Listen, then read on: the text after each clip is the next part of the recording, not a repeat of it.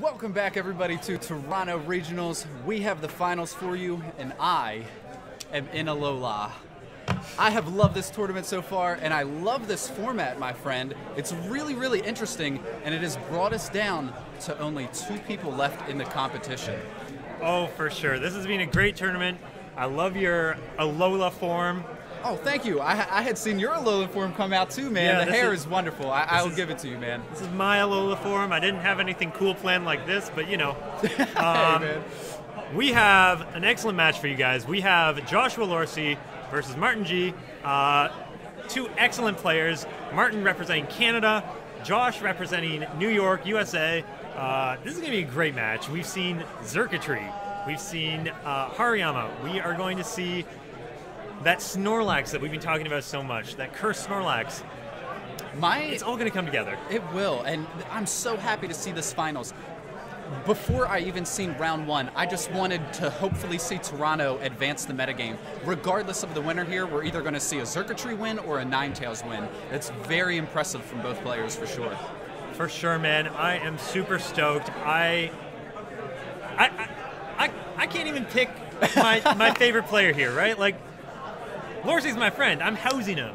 He's here with me, right? But Martin's my Canadian bro. Like, how? This is just so exciting, man. I'm so stoked. I'm so glad both these players made it to finals, and good luck to both of them because they both so much deserve it. Absolutely. I'm really excited to see this thing start off, and it looks like they're taking every second they possibly can in the team selection screen. And this is important. It's very difficult to predict what your opponent is going to start or even pick to have on the bench. So I do like the time they're taking. Yeah, Martin picked his Pokemon in like 3 seconds last game we saw, or last round we saw. It's finals now. You don't do that. You focus down, you figure out what you're going to use, you know, and you really think hard. We do see the handshake before the game. Good sportsmanship, guys. There can only be one winner, but congratulations to both of you for making it this far. Joshua going to lead off with Hariyama and Garchomp. You noticed last time that Josh had to face up against a Lele. Because of that, he never even brought his Hariyama. However, Hariyama can get into action right away. And he's going to bring it against this Garchomp and Ninetales lead from Martin. It looks like Martin wants to try and threaten that Garchomp with his Ninetales. Ninetales is a great Pokemon, really good at what it does, but it's really threatening towards Joshua's Garchomp. It's interesting, though. Hariyama has the chance to fake out the Ninetales if the Ninetales decides to attack. However, Josh, like you had said, wants to get out of dodge instantly, switches from his Garchomp immediately into a Celesteela. Ninetales going to go for Protect, probably fearing that fake out. Let's see if Lorsi gets the right prediction. Oh, he gets the fake out on the Garchomp. That very nice play. Oh, and a crit. I love the crit for the little bit of extra chip damage, but this is why these players are in the finals. They are playing at another level right now. Josh correctly predicting that Ninetales Protect. I think he really was scared of that Groundium Z coming out. I know he really likes his Hariyama. He's been tweeting about it all week. I don't think he wants to lose it immediately on like the first turn, so I think it was the right play there. Absolutely. We do see the switch into the Celesteela. Garchomp not really known to be able to beat Celesteela that wonderfully, and Celesteela has a great matchup against Ninetales. Yeah, this is a huge momentum gain for Josh. We're probably going to see an Arcanine switch in. Oh, the Celesteela switch in. Celesteelas are great, but they're not all that amazing at fighting each other unless they have Flamethrower. Absolutely. Maybe Martin was trying to see if Heavy Slam was going to go into a Celesteela to essentially waste the turn for Josh. However, we see the Tectonic Rage go off, so we know that it's going into the Hariyama. I wonder if this will KO. Hariyama is quite thick. Quite bulky. Yes. It does get thick fat, actually. Yes. Oh, that's going to be more than enough. Absolutely. Martin knows his calculations, and he knew what he was doing. He successfully picks up the KO into Josh's Pokemon, and right when Josh picked up great momentum on turn 1, Martin picks it right back by the correct switch into Celesteela and being able to knock out the Hariyama. So one thing Josh has really been doing a lot of is playing that Xurkitree.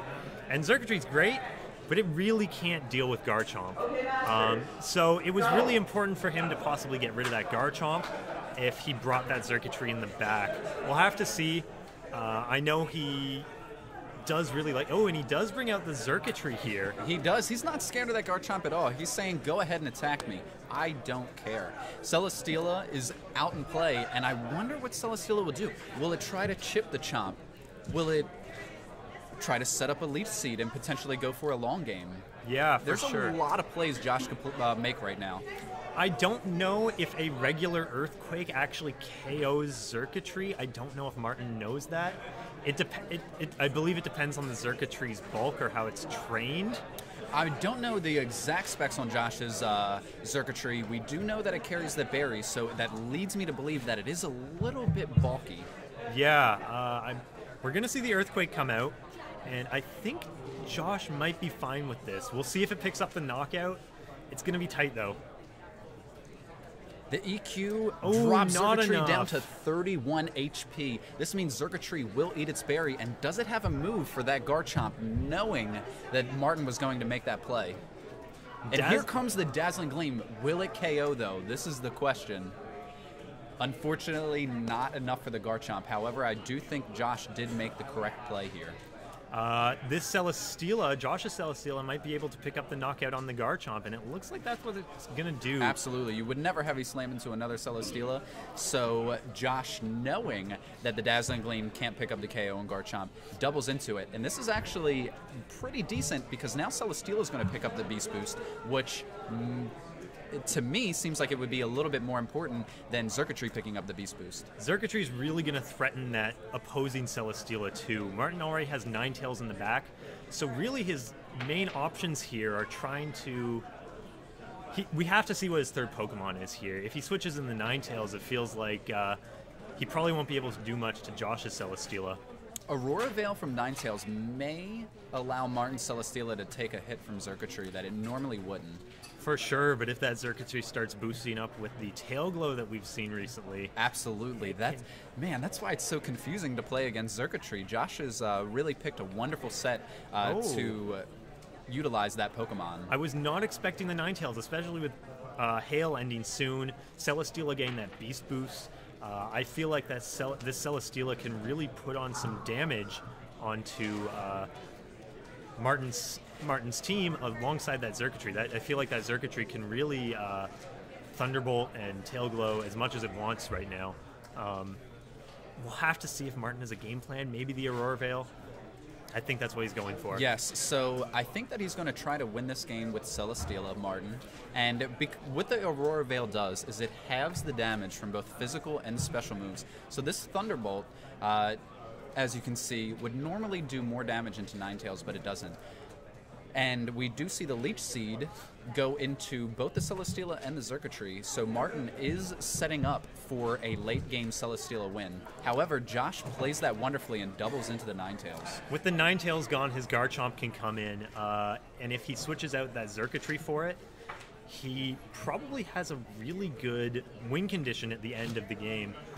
He'll be able to switch back in that Circuitry, threaten that Celesteela once it's down to Martin's last two Pokemon.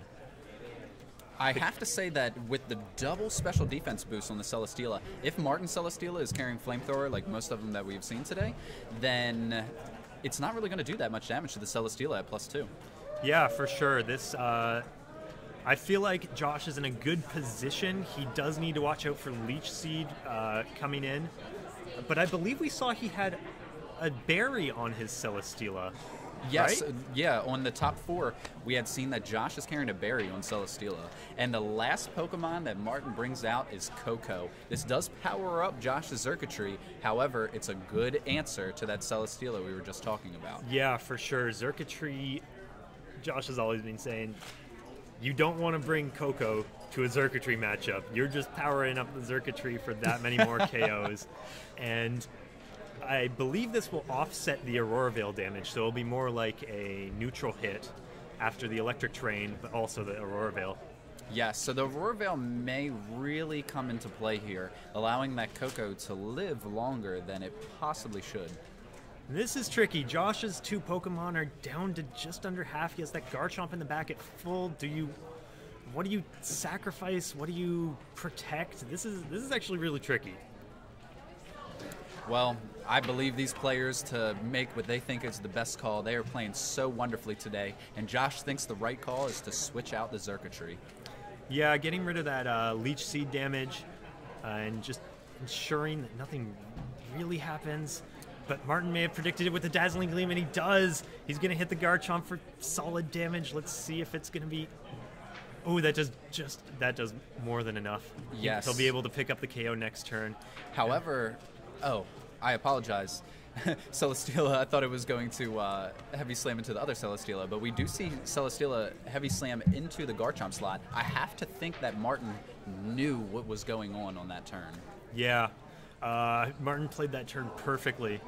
Now it's the hail stopped, so a lot less damage coming on to Josh's Celesteela.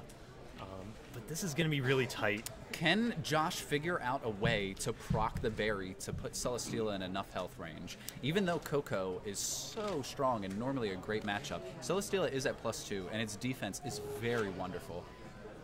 Yeah, this is coming down to the wire. This is an incredibly close game, and to be expected from the finals. Does Martin predict a double protect on the Celesteela, try and get a KO with the circuitry? There's so many factors here. I really love that last play by Martin. It was it took a lot of guts to make that play, to double into that slot like that, especially because you're unaware of what circuitry can do. However, we do see Celesteela unfortunately faint before the berry happens. Coco will take a little bit of chip damage from the Life Orb, and we see if Thunderbolt can do anything to Celesteela. Enough. That was not even half. It had the special defense boost from turn 1, or from a previous turn when it KO'd the Garchomp. Even with Electric Terrain, with Aurora Veil, it definitely... That was incredible. I didn't think it would take under half. Yeah, at this point, unfortunately, I don't think Josh can come back in this game. And I have to think that Martin played wonderfully, saving that Coco just for the perfect situation. Yeah, for sure. The Coco coming in at the very end there, it was such a perfect timing. You put a lot of pressure on Josh with that final matchup. I thought Josh would have that. He had that circuitry. He had everything locked down. He was, really putting pressure on Martin's Celesteela. And then Martin gets that read with the Dazzling Gleam on the second last turn. And everything swings back into his favor, right? Absolutely. Now, Josh is known for keeping his composure. He is sitting at a 9-0 right now in the finals. So I believe that Josh can remain in control and continue to play well, hopefully bring this thing to a Game 3 in the finals. Yeah, for sure. A lot of times, Game 1 is a lot of information gathering. Now that he knows about the Ground DMZ, now that he knows about the Life Orb Coco, now that he knows about the Celesteela set, he might be able to maybe make some changes around that. Josh locks in his Pokemon extremely fast. This leads me to believe that Josh knows exactly his game plan to victory. Yeah, we're going to see what Josh is going to do. I am excited to see if that circuitry goes for a Tail Glow, because I feel like the only thing on Martin's team that can really deal with it is that Garchomp. And if that Garchomp goes down and that circuitry comes in at full health, I don't think there's a way for Martin to come back from that. Now, looking at Joshua's team, though, it's how do you deal with a Garchomp? That Celesteela, the Tapu Fini, are both really good options. Not perfect, but they can definitely help. And it looks like they're going for the exact same leads here. Oh no, Martin led Ninetales last time, so the Coco coming in, powering up that Circuitry this time around. And of course, we seen last game that Garchomp went for the Tectonic Rage into the Hariyama, picking up the KO. Where will Hariyama fake out? I know that... Man, this is tough. I know that when we were talking about Ian McLaughlin earlier in Top Cut, we were saying he really likes Smeargle and Xurkitree because they act sort of like this boosting geomancy sort of thing. I wonder if Josh might be doing the same thing. Hariyama going for the fake out, Xurkitree going for that tail glow, which I'm really excited to see if he does go for it. Dazzling Gleam coming out. This will do good damage to the Hariyama. Hariyama wow. being weak to fairy moves. And of course that Coco is just so powerful with the Life Orb. You do see the tail glow like you were saying. I'm excited, man. +3 Xurkitree. What will it do? Oh, I don't know. This is going to be difficult. If the Garchomp wants to take out the Xurkitree, maybe Tectonic Rage into the Xurkitree. Don't let it protect. Just get enough chip damage off in case... I don't know. This is tough. Right. Josh wants to keep a Xurkitree in play. And the reason being that he just went for the Tail Glow.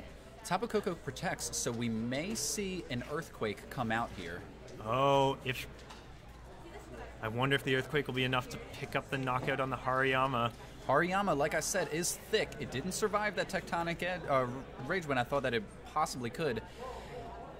Oh, not enough. Just enough to KO the Hariyama. Hariyama really is a thick Pokemon, but Martin really has trained his Pokemon well and knows his damage calculations. Yeah, for sure. Josh looking a little bit disappointed in that. We'll have to see. Brought out the opposing Garchomp. I imagine that his Hariyama was attacking right into that Chomp. That he really wanted that damage there. Yeah, I wonder if Joshua's Garchomp is maybe going to try and go for a speed tie, his own Tectonic Rage onto the opposing Garchomp. That might be his out here to preserve this Xurkitree. Yes, and I do know that if Garchomp has some chip damage on it, that Tectonic Rage or Edge should be able to knock it out. Josh withdrawing the Xurkitree in favor of Celesteela. It looks like he's going to try and threaten that Tapu Koko. Ooh. Josh taking a big sigh here. Ooh. The Thunderbolt goes into the Celesteela slot, correctly predicting that, and that is a one-hit KO. Martin is very happy about that. And, you know, it's okay to show a little bit of emotion. You know, this is the finals. You know, good play, Martin. Josh going for the Earthquake. That's going to take out that Tapu Koko, but he's down to 2 Pokemon against Martin's 3. We've seen that Xurkitree can do a ton of damage, but he needs to get rid of that Garchomp ASAP if he wants it to do anything. Absolutely, and we were talking about this before the game start, was how would Josh deal with the Garchomp? Like you said, Xurkitree can handle its own against pretty much everyone else on Martin's team, but that Garchomp is just very hard to get rid of. Yeah, for sure. And it seems like Martin really has the Pokemon to deal with all of Josh's that would traditionally threaten that Garchomp. The Snorlax comes in. We've already seen it has high horsepower, so I feel like Martin might be able to get off some extra damage onto the Xurkitree using that. I don't know if it'll KO. I think we talked a little bit before. Josh's Xurkitree is probably a little bulkier with that berry. So it might come down to what happens between the two. It looks like Martin's Garchomp is going to go first, and I don't see a protect from the Xurkitree. Tectonic Rage coming out. Garchomp is going to rush right into the opposing Garchomp and send it to the center of the earth. Probably predicting that protect. The damage is huge. Oh, not enough. And like I had said, maybe it is dependent on how you train your Garchomp, but I do know you need a tiny bit of chip damage on the Garchomp before Tectonic Rage can KO. Snorlax goes for the return and does pick up the KO on the Garchomp slot, and we do know that Garchomp is going to outspeed the Xurkitree. With the chip damage already on Xurkitree, I think that an Earthquake is going to wrap this tournament up. I mean, if you're Josh, what can you do, right? You gotta. I think that's it. They're shaking hands. That's it. Yeah. Congratulations to Martin. I love to see that smile on Josh's face. Josh, you really, really played wonderful. Be happy with yourself, man, and don't put yourself down so much because you're the most wonderful player that I've seen. However, today was Martin's day, and it looks like Canada is taking home Canada Nationals. You know, I have to give you this interview, man. I have to. There's no way I can't. You know what? We have, for so long, people have been tweeting at me. You know, Canadians have been tweeting. They're going to say, Canadians going to win Toronto Regionals, and we have. You know, this is so exciting for us. we didn't let anyone invade our home turf, you know? Yeah, I mean, I'm We really defended happy it. for you, man. And even more so than having a winner, I'm happy that it's here. I'm happy to be a part of it. I loved it. For You guys sure. put on a great show. And congratulations again, Josh. Congratulations, man. It's been absolutely wonderful, man. I've been so excited this entire tournament. I'm so happy to see Martin win it. Yeah. Excellent Canadian. Like, Great job, so Martin. stoked. I can see him over there. He's repping Yeah. the Canadian flag. Here, let's go ahead and give a round of applause for our winner. I'm going to go ahead and grab Martin himself for the interview. Canadian interview it is. We'll be right back with be a little right bit back. more action. Hey everyone, welcome back to Toronto Regionals, and I have alongside with me the second place winner, Joshua. Josh, you really were a fan favorite, and you put on one heck of a show. You really did compete with the best of them, and I have to think that you did make your mother and your family very proud. The first thing that I want to ask you is, for the people at home, we know how important this match was. It determined the winner of the tournament. After you take a loss, how are you able to, you know, emotionally and mentally deal with it so that way you can continue to progress and become a better trainer? Well, for in best of three, well, we play best of three, so you're allowed the chance to come back. And I learned from like a year of playing that you lose the first game, that's fine. Just, you know, work it out, be calm about it. You know, it's Pokemon at the end of the day, anything can happen, and just play to your best ability. And sometimes your opponent will play better than you. Sometimes you'll play better than your opponent. Just, you know, just focus on yourself and play your game. And I was doing that, and unfortunately it didn't work out. My opponent played absolutely phenomenal, you know, calling the Celsius switch game too, which ended the game right there. I was trying to bait the Tectonic Rage, and once I seen that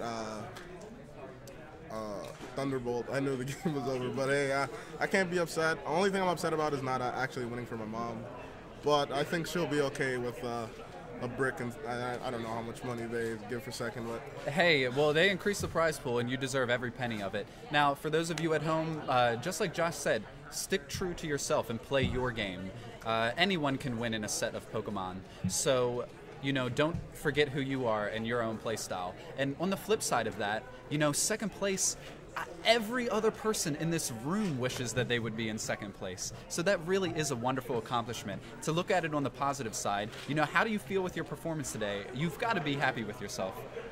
I'm happy, and I'm also upset that I let a lot of people down. You know, I had a lot of people rooting for me as well, and I wanted to show that, you know, I am a world class player and I could do this. And unfortunately, I lost, but you know, I am happy, but it's frustrating going undefeated and then just losing that final set. I just wanted it, you know what I mean? But my opponent wanted it more, obviously, and played better, and he got it. He deserved it, and big shout out to him.